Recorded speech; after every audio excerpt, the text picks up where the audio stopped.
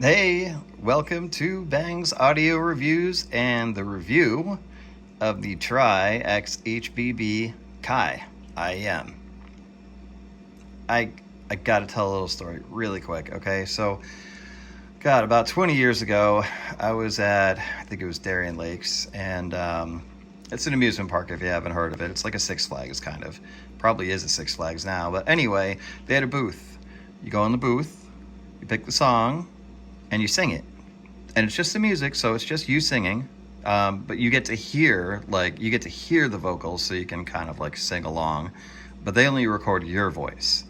So I was in a band at the time, and I was like, well, you know what? We play Alive by Pearl Jam. We play it pretty darn well. So I'm gonna go in there, and I'm gonna rip that song off, and it's gonna sound amazing. Got into the booth, music started playing, I started singing. Probably the best I've ever sung that song by far. Like, I just nailed it. And then at the end of the song, the guy comes over the intercom and he goes, all right, nice warm-up. Are you ready to record now? That's just what happened to me. I don't really think that I did the best review of the Kai ever. I'm sure I didn't, but I really feel like I nailed it. And, well, too late now. So, we're going again. Here's the Kai.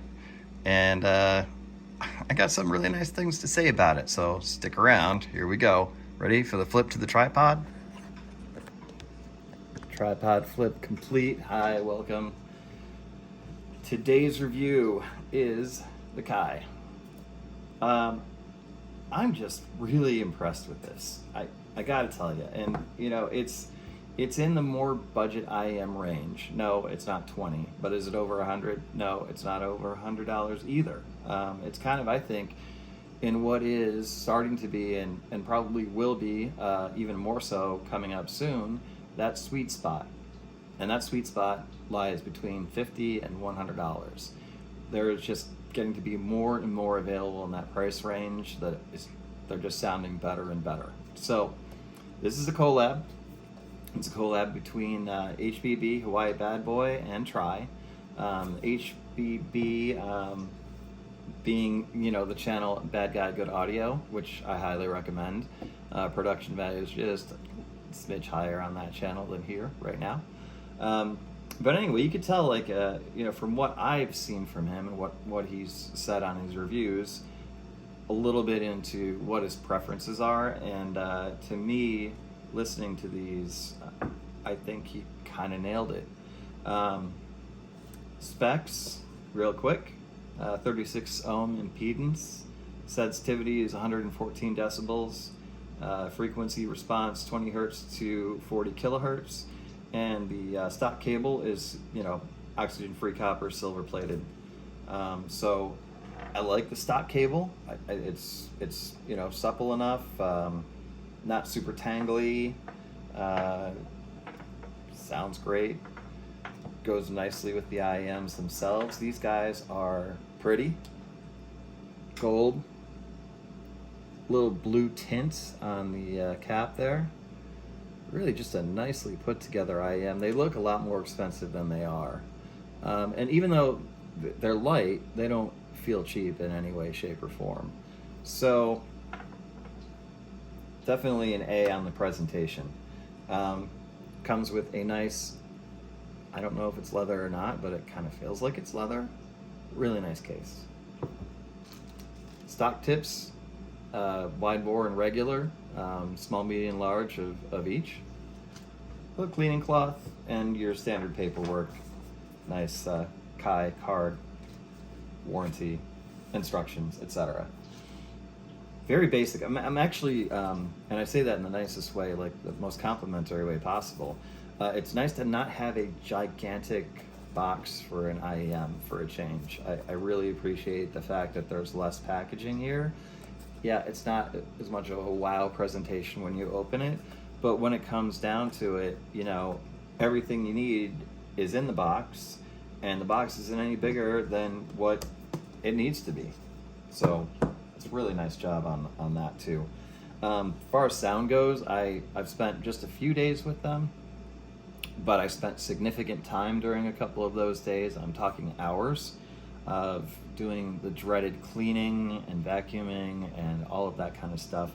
So they did great. I mean, there wasn't at one point in time that I felt fatigued either from the fit or from the sound. They played all, you know, across my musical tastes, which are pretty varied. Loads of yummy bass, but not too much, and it doesn't bleed into the mids. Mids are nice and calm and clear. Maybe just slightly recessed, but I think they're supposed to be. And the treble is definitely there. It's not super resolving or detailed, but I don't think it's supposed to be. It definitely has treble. It's just not over the top. So these are not, I'm going to sit down and analyze music. They are, I'm going to take these and go do something, or I've got stuff to do around the house like I did, and just put them in, put your music on, and forget about them. And that's, I think, the thing that I love about them the most, is that they're just that kind of IEM. They're super chill, laid back, sound great. They're everything that they're trying to be and not trying to be anything they shouldn't be. If that makes any sense. So, in a nutshell, that's it. Highly recommend it. 75 bucks. 65 if you catch the $10 off coupon like I did. I don't know, other than maybe Crinical's Project Zero Red, which I'm going to review next, if I've heard a better IEM at this price point, up to and maybe even surpassing the $100 price point, because I've got a few of those, which I'm going to review as well, but it competes. And the great thing for consumers, and for us that are just getting into the hobby, is that that price point is going to grow in size as far as selection goes. I think that that's the sweet spot. The $50 to $100 range is where we're going to see a lot of growth. And that does nothing but benefit the consumer. It will allow more people to get into this hobby, and, you know, for more people to experience great sounding, you know, IEMs and not have to spend a ton of money, which I think is wonderful. So awesome job to Hawaii Bad Boy and Try for this collab. It's fantastic.